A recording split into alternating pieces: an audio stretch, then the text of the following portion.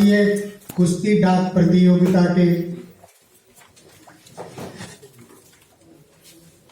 इस आयोजन में पत्रकार सम्मेलन में आए हुए सभी पत्रकार मित्रों का स्वागत है।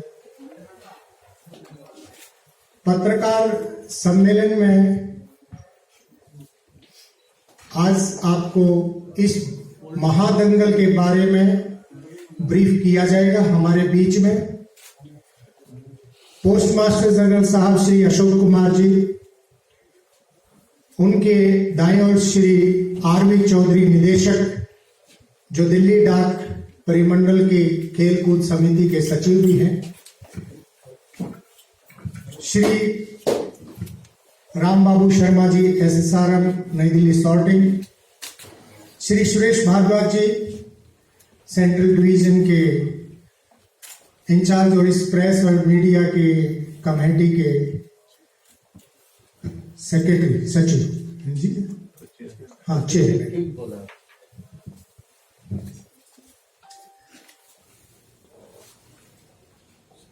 कोरोना काल के बाद एक बड़ी प्रतियोगिता का आयोजन पहली बार दिल्ली डाक परिमंडल करने जा रहा है। इसके लिए क्या आयोजन है उसका परिचय हमारे मुख्य पोस्टमास्टर जनरल साहब देंगे कि वो टूर्नामेंट कब से हो रही है, क्या इस प्रतियोगिता में नया है, कितने प्रतिभागी हैं। उसके बाद आप सबके सवाल लेंगे निदेशक महोदय के परिचय के बाद। शुरू करें सर।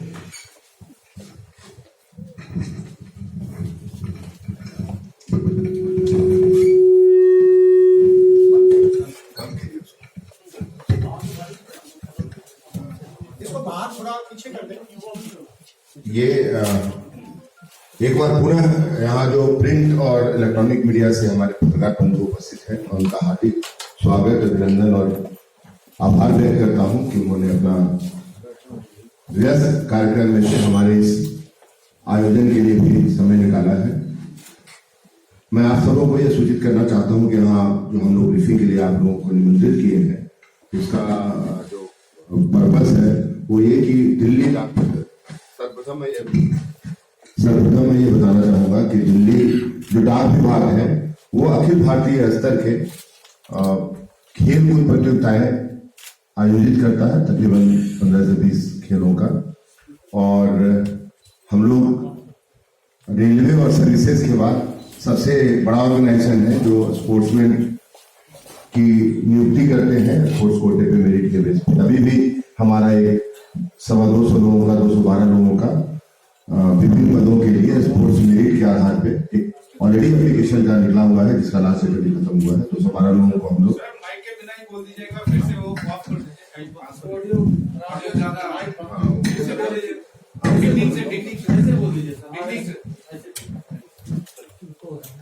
फिर वहीं से शुरू करता हूँ कि यहाँ जो आप सब प्रिंट और इलेक्ट्रॉनिक मीडिया के पत्रकार बंधुगण जो यहाँ उपस्थित हुए हैं, हमारे इस कार्यक्रम की शुरुआत में ही हम उनके लिए उनका अभिनंदन करते हैं, स्वागत करते हैं और आभार भी व्यक्त करते हैं कि आज कल से हमारा कार्यक्रम शुरू हो रहा है और आज से आप लोग यहाँ आए हैं हमारे निमंत्रण पे और इसको कवर करेंगे। मैं आप सब लोगों को ये सूचित करना चाहूंगा कि डाक विभाग भारत सरकार का कुछ विभागों में से है, ऑर्गेनाइजेशंस में से है, जो खेल कूद को बढ़ावा देने के लिए बड़े स्तर पर खिलाड़ियों की नियुक्ति करता है उनके मेरिट कोटे पे। और अखिल भारतीय स्तर के जितने भी मुख्य खेल कूद की विधाएं हैं उनमें अखिल भारतीय स्तर पर हम प्रतियोगिता का आयोजन करते हैं। और विभिन्न प्रदेशों में जो हमारे यहाँ प्रदेशों का इक्विवेलेंट डाक विभाग में परिमंडल बोलते हैं हम लोग, डाक परिमंडल, जो कि तकरीबन हमारे जो राज्य है उनके साथ वो मैच करता है। वो एक एक प्रतिस्पर्धा हर एक तकरीबन जो लोग भी विनिंग होते हैं, जिनके पास कुछ बहुत प्रॉब्लम नहीं होता है किसी कारण में, तो सबों को एक एक प्रतियोगिता दिया जाता है आयोजन करने के लिए। उसी संदर्भ में ये हम लोगों को दिल्ली परिमंडल को कुश्ती अखिल भारतीय कुश्ती प्रतियोगिता का आयोजन करने का अवसर दिया गया है। ये 34वीं अखिल भारतीय डाक कुश्ती प्रतियोगिता है और ये इसलिए भी और महत्वपूर्ण है कि आपको जानकर के बड़ा अच्छी अनुभूति होगी कि मैं इस पोस्टिंग के पहले मैं डीडीजी स्पोर्ट्स भी था डायरेक्टरेट में। हम लोगों ने कोरोना काल के बाद सर्वप्रथम खेल कूद प्रतियोगिता धर्मशाला में बैडमिंटन का किया था, जो पहला कोई ऑल इंडिया लेवल का प्रतियोगिता था। उसी संदर्भ में अभी भी दिल्ली के अंदर कोरोना का प्रभाव कुछ कम होने के चलते और वैक्सीनेशन बढ़ने का जो कवरेज है बढ़ने के कारण हम लोग ये प्रतियोगिता आयोजन कर रहे हैं। और जो ये कोरोना महामारी के चलते जो थोड़ा नकारात्मक समाज के हर क्षेत्र में जो थोड़ा प्रभाव है, इसको से निकलने के लिए खेल कूद कभी भी जब थोड़ा डिप्रेशन रहता है माहौल में, यानी नकारात्मक प्रभाव रहता है, इससे निकलने का सबसे बड़ी दवाई, सबसे बड़ा कारक खेल कूद होता है। तो ये इसी स्पिरिट में हमने ये खेल कूद का आयोजन किया है।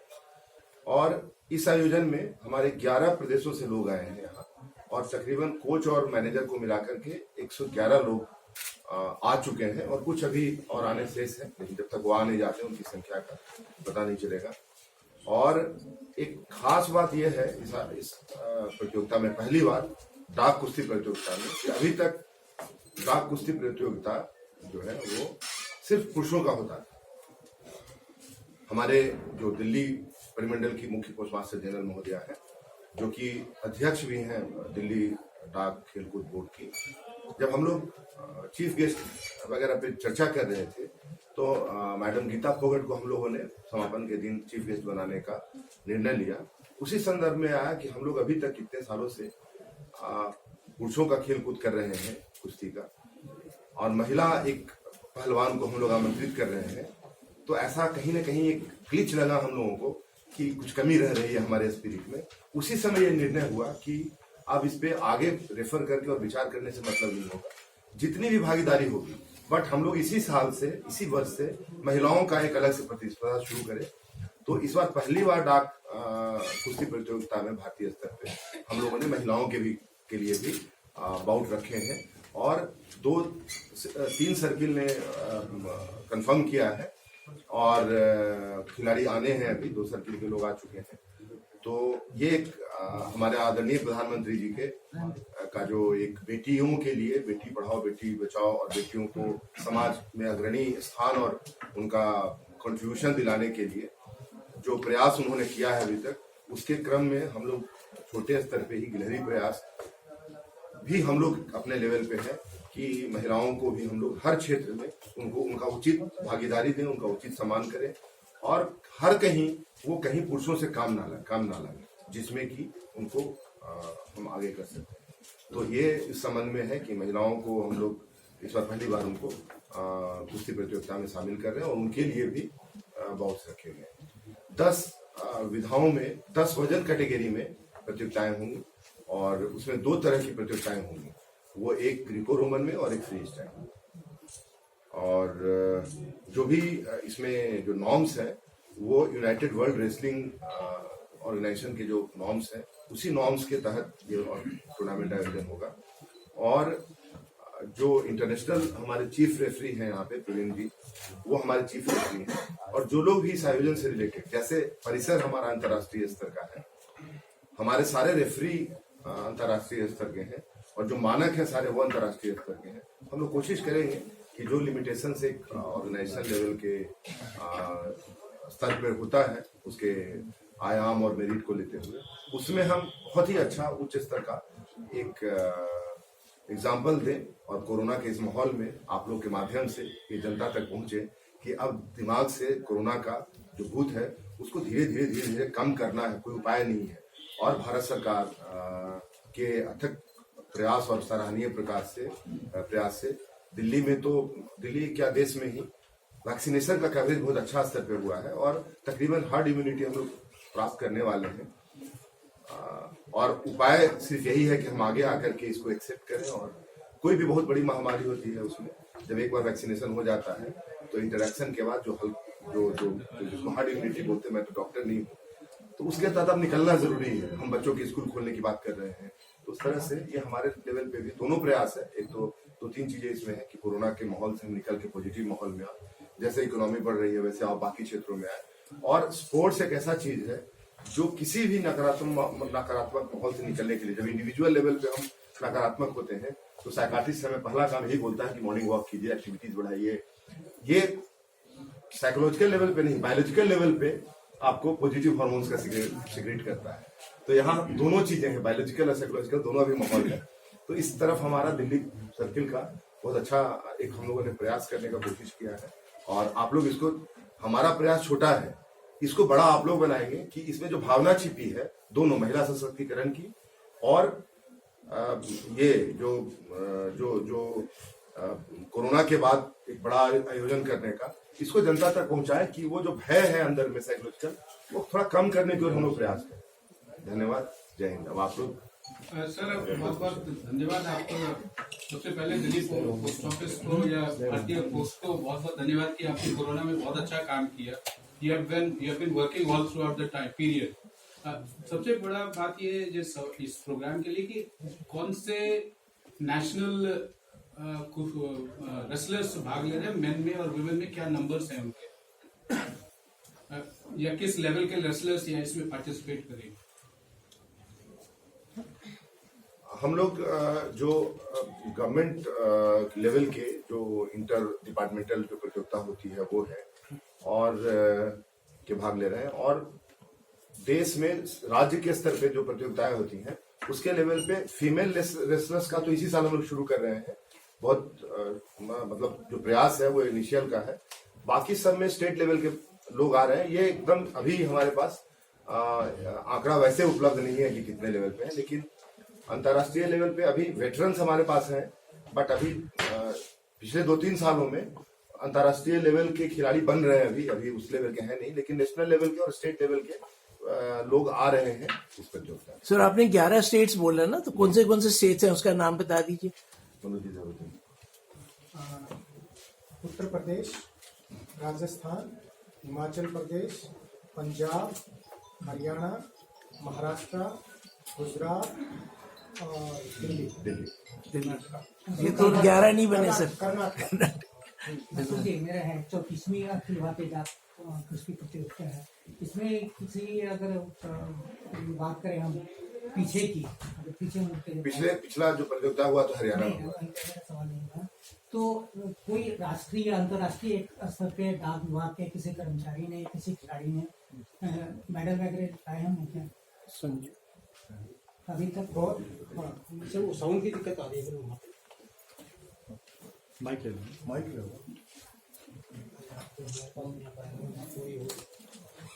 क्या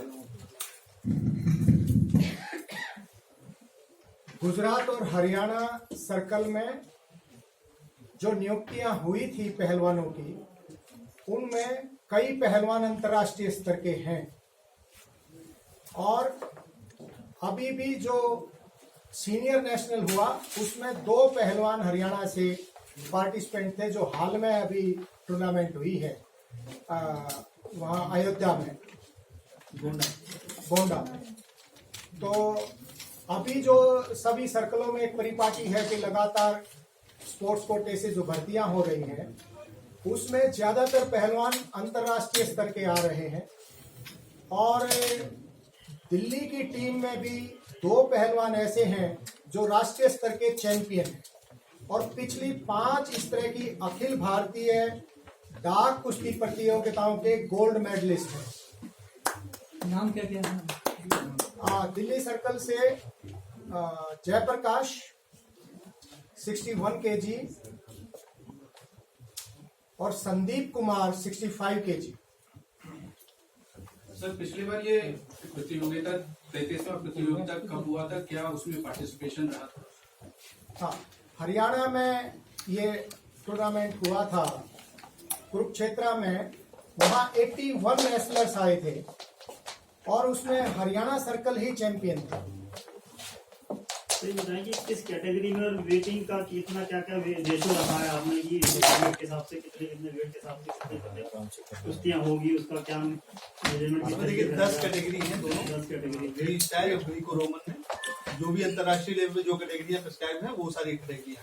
डोप टेस्ट का किस तरीके से आप प्रिस्क्राइब करेंगे, अगर होता है तो उसमें किस तरीके डॉक्टर किस इसके लिए हमने एक मेडिकल टीम बनाई हुई है जो उसमें एमबीबीएस रैंक के डॉक्टर और एम्बुलेंस भी यहाँ पे रहेगी, उसकी भी हम पूरी तैयारी की हुई है। इसके साथ ही हमारे सारे पहलवान या तो एक डोज लिए हुए हैं कोविड वैक्सीन की या 2 डोज वाले, कोई भी सिंगल डोज मतलब विदाउट डोज वाला कोई पहलवान नहीं। तो मेडिकल स्तर पर भी हमने तैयारी की। मैंने कहा डोप टेस्ट डोप टेस्ट के लिए मेरा पहला आंसर डोप टेस्ट का ही था कि हम एक मेडिकल टीम ऑलरेडी हमने बनाई हुई है, ये उस कमेटी का काम है ये करना, तो ये काम उनकी जिम्मे पे है। क्या इसमें जितने भी पोस्ट जनरल पोस्ट दिल्ली के या दिल्ली से बाहर के जितने ऑल इंडिया के हैं जितने भी, वो स्पोर्ट्स लेवल पे सभी आपके सर्विस क्लास वाले हैं या अदर स्टेट से भी कोई कैटेगरी अलग से भी लिया है आपने? अपनी सब सर्विस क्लास सभी सर्विस क्लास वाले हैं। So what is the prize money and is it a running trophy? What is it? Running trophies there and individual merit trophies. And who's going to the final day? Who's going to giving the chief guest? आपके देखिए first day जो उद्घाटन समारोह हमारा कल होने वाला है उसमें ओलंपिक मेडलिस्ट बजरंग पुनिया जी मुख्य अतिथि होंगे। उसके अलावा ओलंपिक कोच श्री अनिल मान जी मुख्य अतिथि होंगे। इसके अलावा जो हमारे संचार मंत्रालय के अंतर्गत जो डाक विभाग है उसकी जो एचआरडी देखती है मैडम अलका झा, वो मेंबर है पोस्टल बोर्ड की, वो हमारी चीफ गेस्ट होंगी। Right. Thank you. और इसी तरह समापन समारोह में मैडम गीता फोगट होंगी हमारी मुख्य अतिथि, प्लस पवन पहलवान जो मैडम के हस्बैंड है वो मुख्य विशेष अतिथि होंगे। और इसके अलावा महानिदेशक डाक संचार मंत्रालय के अंतर्गत हमारे चीफ गेस्ट होंगे। तो कोई पोस्टल टिकट भी जारी कर रहे हैं आप लोग? नहीं, स्पेशल कवर जारी करते हैं। स्पेशल कवर यही कुश्ती पे हाँ जी। जो अभी वो हम कब लोग- हो जाएगा जारी? अभी हो जाएगा 2 ये दिन 24 तारीख को 24 तारीख। धन्यवाद। 25 लास्ट समापन दिन के। समाप्त। मैं अभी इनके सवाल के बीच में एक जनरल आंसर दूंगा क्योंकि डेटा मेरे पास नहीं है। अभी आप जैसे अभी तक क्या था 2 साल पहले तक कि पोस्ट ऑफिस में जो डिफरेंट सर्किल हैं वो अपने अपने टीमों का कोई एक पार्टिकुलर या 2 पार्टिकुलर खेल को मजबूत करने के लिए रिक्रूट करते थे टीम बिल्डअप के लिए। अभी 2 साल पहले से इस साल भी अभी जो हम लोगों ने निकाला है उसमें डीओ पीटी की जो गाइडिंग मिनिस्ट्री है उनका निर्देश है सब जगह के लिए कि हम लोग का जो डिपार्टमेंट स्तर पे खिलाड़ियों को सपोर्ट करना है वो टीम बनाने का नहीं है। बहुत क्लैरिटी उसमें आया है। अब हम लोग को जो ऑलरेडी अच्छा कर रहे हैं विदेश इंटरनेशनल स्तर पे और कोई कारणवश उनका पारिवारिक परिवेश ऐसा हो या पीछे से हो कि उनको कोई बहुत बढ़िया सपोर्ट नहीं हो, उनमें पोटेंशियल बहुत हो, तो अब हमारा जो रिक्रूटमेंट है हमको अपना टीम बनाने पे केंद्रित नहीं करना है। जो ऑलरेडी जिनमें प्रतिभा है, जो अच्छा कर रहे हैं नेशनल लेवल पे इंटरनेशनल लेवल पे, हमको उनको ही लेना है जिससे कि वो देश का नाम आगे ले जाए और उनको जो सपोर्ट नहीं है वो सपोर्ट हम जो पैसा खर्च कर रहे हैं उस पर लगाएं। तो अब जो आपका अगला सवाल है कि अगले 1-2 सालों में आप देखेंगे कि डाक विभाग ही नहीं, जो भारत सरकार के अन्य विभाग हैं जहां स्पोर्ट्स कोटे पे रिक्रूटमेंट होता है उसमें आपके सवालों का जवाब अगले 1-2 साल में मिलेगा। क्योंकि अब हम जो पॉलिसी लेवल पे है कि हमें अब वो इंडिपेंडेंस नहीं है कि हम जैसे अपना ऑल इंडिया जैसे हमारे 24 सर्किल है तो हम लोग, मैंने क्रिकेट का बढ़िया बना लिया, कोई कुश्ती का बढ़िया बना लिया कि आपस में वो चैंपियन बन जाए, हमारा ये टीम है तो हम अच्छे चैंपियन बन जाए। तो एक टीम होती थी उसमें वो माहौल नहीं बनता था। तो इसको देखते हुए अभी 2 साल पहले से ये निर्णय हुआ है कि डिपार्टमेंट्स को ये डिसाइड नहीं करना है कि किसको कौन सी टीम आपकी होगी। आपको स्पोर्ट्स को बढ़ावा देना है, देश का नाम आगे कराना है, स्पोर्ट्स नेशनल लेवल पे जाए। इसलिए जैसे अभी पंजाब सर्किल में हमारा स्पोर्ट्स कोटा का बाहरी क्लियर हुआ है, कोई भी पीए लेवल पे, पोस्टल असिस्टेंट के लेवल पे एक भी खिलाड़ी अंतर्राष्ट्रीय पार्टिसिपेशन से कम का कोई सिलेक्ट नहीं हुआ है। पोस्टमैन तक एमटीएस जो ग्रुप डी का पोस्ट होता है उसमें कुछ लोग नेशनल लेवल के हैं और बहुत पारदर्शिता आई है इसमें सारे जो है अभी भी जो रिक्रूटमेंट हम लोग का होने वाला है। एक साइड का आपने सवाल किया तो मैं बता रहा हूँ कि ट्रायल खत्म कर दिए गए हैं क्योंकि हमको सब अच्छे ही लोगों को लेना है। सारे जितने भी लेवल्स हैं, national level, university level, international level, Olympics के ऑलरेडी फिक्स्ड है points to a maximum 100 points and फिर उसमें हर लेवल का गोल्ड मेडल, सिल्वर मेडल और ब्रॉन्ज मेडल के भी पॉइंट्स अलग से हैं बने। तो कोई भी इसमें मेरिट को दबाना, जो भी कुछ ओपेकनेस रहता था या डिस्क्रिप्शन रहता था, वो कंप्लीट खत्म कर दिया गया है। और जो भी भारत सरकार के डिपार्टमेंट है, मैं खास करके स्पोर्ट्स के लिए, डाक विभाग के लिए बोलूंगा कि अब हम लोगों का सिर्फ ध्यान है कि जो टॉप मेरिट के एप्लीकेंट आते हैं उसमें से छांट करके जो बेस्ट टैलेंट वाले और जो रिकॉर्ड पे जो ऑलरेडी अचीव कर चुके हैं और वो विलिंग है, जो पोस्टल असिस्टेंट बनने को विलिंग है, हमारे हाईएस्ट लेवल वही है। इसका मतलब है कि उसमें मेरिट है, वो इंटरनेशनल खेल रहा है, बट उसका परिवार सपोर्ट करने की स्थिति में नहीं है कि डाइट, ट्रैवलिंग और भी जो उनके इक्विपमेंट्स हैं। तो अब हम लोगों ने रोल अपना चेंज किया है। हम उनको सपोर्ट करेंगे और तब आपको डाक विभाग के अंदर में अगले ये अभी हम 212 लोगों का कर रहे हैं, उसमें 212 में से मुझे पूरा विश्वास है कि 50 ऐसे लोग होंगे जो कोई ना कोई इंटरनेशनल फोरम पे पार्टिसिपेट किए होंगे, उससे 25 लोग ऐसे होंगे जो इंटरनेशनल फोरम पे कोई ना कोई 3 वाले मेडल लिए। ये मैं आपके सवाल का है। अभी तक हम लोग का थोड़ा डिफरेंट था, मेरे पास डेटा भी नहीं है एकदम तो एग्जैक्टली हम बता नहीं सकते आपको, क्योंकि उस हिसाब से प्रिपेयर्ड नहीं थे। कोई भी प्रतियोगिता शुरू करने से पहले पूरी प्लानिंग करी जाती है, कितने स्पोर्ट्समैन आए, कितने गए हैं, कितने किस लेवल के हैं। अभी आप कह रहे हो कि हमें अभी इसकी जानकारी कितने आ जाए, अगर मीन नहीं आ जाए, जिसका मैंने सिर्फ बोला है आपको कि महिला वालों में कोई आ गया तो उसको आप कैसे एडजस्ट करेंगे? नहीं, महिला वालों के लिए मैंने बोला ये थी कि महिला से 2-3 सर्किल से आ गए हैं। मैंने बाकी 11 का 111 खिलाड़ी आपको क्लियर बता दिया। महिला खिलाड़ियों में अभी 4 खिलाड़ी लोग का हुआ है, बाकी लोग हम लोगों ने जैसा भी आपके आने से पहले ठीक मैनेजर मीट हमने किया, क्योंकि पहली बार है, कोरोना का टाइम है और महिलाओं का पहले हुआ नहीं है, तो उनमें संशय था। तो बाकी राजस्थान, कर्नाटका 2-3 सर्किल ने बोला कि क्या मैं अभी अगर बात करूं कि अच्छा रहने का अरेंजमेंट, माहौल अच्छा है, सब चीज, तो आप अलाउ करोगे क्या? क्योंकि मैंने शुरू में ही कहा कि हमको ये शुरू करना है महिलाओं को आगे लाने के लिए पार्टिसिपेशन। तो शुरू में जो है वो अभी उनको compete करने से ज्यादा है हम पार्टिसिपेट करें। स्पोर्ट्स में विनिंग जो मेडल है वो अच्छा है सब चीज, लेकिन पार्टिसिपेशन होगा तभी विनिंग स्टेज पे पहुंचेंगे। तो महिलाओं के लिए हमने पहली बार 150 साल पुराना हमारा विभाग है, 1854 से चल रहा है, हम पहली बार महिलाओं को कुश्ती में ला रहे हैं। तो अगर जितने मैनेजर्स जो हमारे आए थे उन्होंने बोला कि अगर इस लेवल पे भी कोई विनिंग हमारे यहाँ है आने को तो क्या आप कराओगे? तो हमने उनके लिए ओपन रखा कि आएंगे तो जैसे हमने होटल्स किए हुए हैं, हमने 50 रूम किए हुए हैं, हम 2 रूम और कर लेंगे, ट्रैवलिंग की व्यवस्था और कर लेंगे, बाउट्स कराने हैं।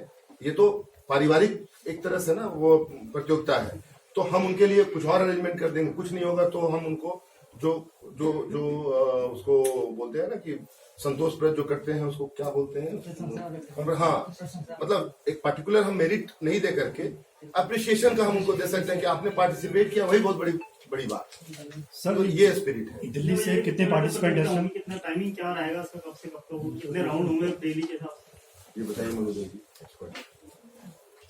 ग्रीको रोमन के 10 वजन वर्ग की कुश्ती 22 तारीख को और उनके फाइनल 23 तारीख को खेले जाएंगे। फ्री स्टाइल का वजन 23 तारीख को लिया जाएगा, 23 को ही उसकी कुश्तियां शुरू होंगी। उनके फाइनल कुछ 24 को, 2 फाइनल, एक ग्रीको से एक फ्री से 25 तारीख के लिए रखे गए और उसमें से महिला पार्टिसिपेंट जैसे सर ने बताया कि दिल्ली से 2 पार्टिसिपेंट अभी हैं, उसमें से एक स्टेट लेवल की रेसलर हमारे बीच में है जो दिल्ली की टीम की कप्तान है, और तब तक कुछ 3 स्टेट से और भी आ जाएंगे। तो 25 तारीख को महिलाओं का कुश्ती की प्रतियोगिता होगी और ये सारे रेसलिंग फेडरेशन के जो नियम हैं उनके तहत सेम डे वेट और सेम डे बाउट्स उन्हीं के नियमों के अंतर्गत होगा। श्री चौधरी, बड़े से दर्शक जो हैं आपके, कितने दर्शक एक्सपेक्टेड हैं? एक्चुअली इसमें इसको दर्शकों के लिए भी फुली हमने अलाउ नहीं किया हुआ है, क्योंकि कोविड प्रोटोकॉल को भी फॉलो भी करना पड़ेगा। उसके बिना वो उत्साह नहीं बन रहा है ना, फिर वो दर्शक नहीं होंगे तो हम लोग ही होंगे बस।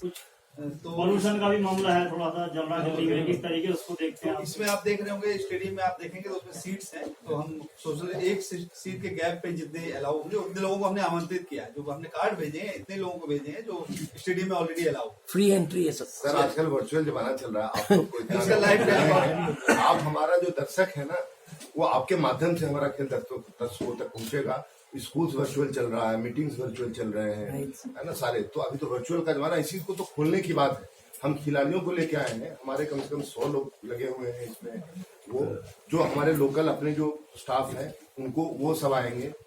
सारे जो खिलाड़ी आए हैं उसमें तकरीबन हर टीम के साथ कुछ फैमिली मेंबर्स भी आए, किन्हीं की पत्नियां आई हैं, 1-2 बच्चे भी मुझे दिख रहे थे अभी जो घूम करके देखने आए थे। तो ये देखिए, ये प्रयास अभी है लॉकडाउन के बाद वाला, तो उसमें आप लोग एक इम्पोर्टेंट माध्यम है। अभी बहुत सारे चैनल जो आजकल यूट्यूब चैनल भी चलता है, वो रोज कुछ ना कुछ लोग ये लोग लेके जा रहे हैं, अभी भी लेके गए हैं। तो हम लोग प्रयास कर रहे हैं, आप लोग के माध्यम से ही ये पहुंचेगा जो ये बात है। धन्यवाद। अशोक सर, एक बहुत विशेष रीजन के साथ आप ये कुश्ती को आयोजन कर रहे हैं। कुश्ती को सिलेक्ट करने के पीछे भी कोई विशेष रीजन है? नहीं, वो तो मैं आपको बताया कि जो हमारे यहाँ डाक कल्याण बोर्ड है जिसके हमारे आदरणीय संचार मंत्री जयदेव छोटे हैं। तो वो हर साल कितने प्रतियोगिता कराना है, तकरीबन हमको लगता है 15 से 20 में भी एग्जैक्ट नहीं हुआ, फिर बोलेंगे तैयार नहीं है मतलब, बट ये जनरल बहुत वो होता है। तकरीबन जितने भी मेन स्ट्रीम प्रतियोगिताएं हैं वो सब हम कराते हैं, और वो वहां से हर स्टेट को एक बार सर्कुलेट होता है कि आप कौन से कराना चाहते हो। तो इस बार हम लोगों ने जो सर्कुलेट हुआ था उसमें हम लोगों ने कुश्ती के लिए अपना बोला था कि हम लोग कुश्ती करा सकते हैं यहाँ, तो हमें कुश्ती उनके द्वारा आवंटित किया गया है और हम करा रहे हैं। आने वाले टाइम में क्रिकेट भी और ये सब हो सकते हैं। जी जी, पहले अभी इसके पहले कौन सा कार्यक्रम हुआ था? बैडमिंटन का हुआ था पिछले साल, चेस का यहाँ हुआ है, बैडमिंटन का हुआ है, और हर जगह जब मैं राजस्थान में पोस्टेड था हमने और एथलेटिक्स कराया था, क्रिकेट कराया था। ये हमारे क्रिकेट के जो सेंट्रल सर्विसेज के जो सेक्रेटेरिएट सर्विस के हैं उसके क्या कैप्टन हुआ, संचार मंत्रालय का कैप्टन, संचार मंत्रालय के कैप्टन है जो इंटर डिपार्टमेंटल हुआ है, और हम लोगों ने अभी कल परसों एक उसमें से मैच जीता भी है। तो देखिए ये हमारा डाक विभाग है, आपको पता है लिमिटेशंस है। हम लोग मेन स्ट्रीम में शुरू में ही मैंने कहा कि माहौल और भावना को बढ़ावा दे रहे हैं, और अब जैसा नया निर्देश आया है कि जो खिलाड़ी अच्छा कर रहे हैं हम लोग उनको सपोर्ट करेंगे। हम लोग के डिपार्टमेंट में तकरीबन 5 लाख प्लस लोग काम करते हैं, और उसमें जो स्पोर्ट्स कोटा आता है वो हर साल मुझे ऐसा लगता है कि एक 1000-1200 लोगों का रिक्रूटमेंट नॉर्मल बेसिस पे होता है। अगर हम ऐसे 1000-1200 लोग जो आप देखेंगे स्पोर्ट्स में और प्रॉस्पेरिटी में मेजोरिटी जो शारीरिक दमखम वाला खेल है उसमें प्रॉस्पेरिटी और स्पोर्ट्स में उल्टा संबंध है। मेरिट ज्यादा वैसे लोग के पास है उनमें है जो लोग कोई कारणवश, आज का जो मॉडर्न किड्स है, आप देखिए मिल्खा सिंह जी को जूते नहीं थे, वो गैप को करने के लिए कि जिनमें मेरिट है वो तो जो ऑर्गेनाइजेशन हमारे प्रोफेशनल है स्पोर्ट्स के उनके द्वारा उनको प्रोत्साहित किया जा रहा है, उनको कितना लंबा वो दे सकते हैं क्योंकि उनको हर साल टैलेंट खोजना है। तो अब भारत सरकार के विभिन्न विभागों में जो ये जगह हमारी है नौकरियों की, उसमें हम उनको दे, और उनको हम लोग जब तक वो एक्टिव स्पोर्ट्समैन रहते हैं तब तक हम काम नहीं कराते, कोई विभाग काम नहीं कराता, और प्लस उनको हम स्पेशल फैसिलिटी भी देते हैं जो भी हमारे पास फंड है।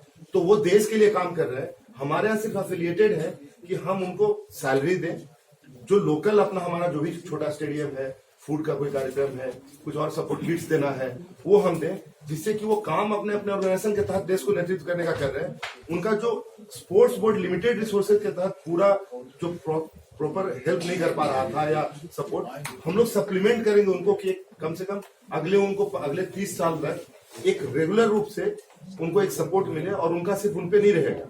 उनके अगर कल को बच्चे होंगे, कल को हो सकता है वो 5 साल बाद रिटायर हो जाए, एक्टिव नहीं रहे, लेकिन उनके तब तक वो यहाँ 1-2 प्रमोशन ले चुके होंगे। उनके बच्चे, क्योंकि हम लोग देखेंगे नॉर्मली कि वो भावना वैसे ही चलती है, तो वो उनके बच्चों को फिर वो सपोर्ट करेंगे। ये भावना के साथ, ये मैं नहीं बोल रहा हूँ, ऐसी भावना ऊपर वाले जो लोग बड़े पॉलिसी बनाते हैं सोचते हैं उनकी है। तो इस भावना के साथ हम लोग सिर्फ उसको ऑनेस्टली इम्प्लीमेंट करें स्पिरिट के साथ, ये हमारा कार्य है।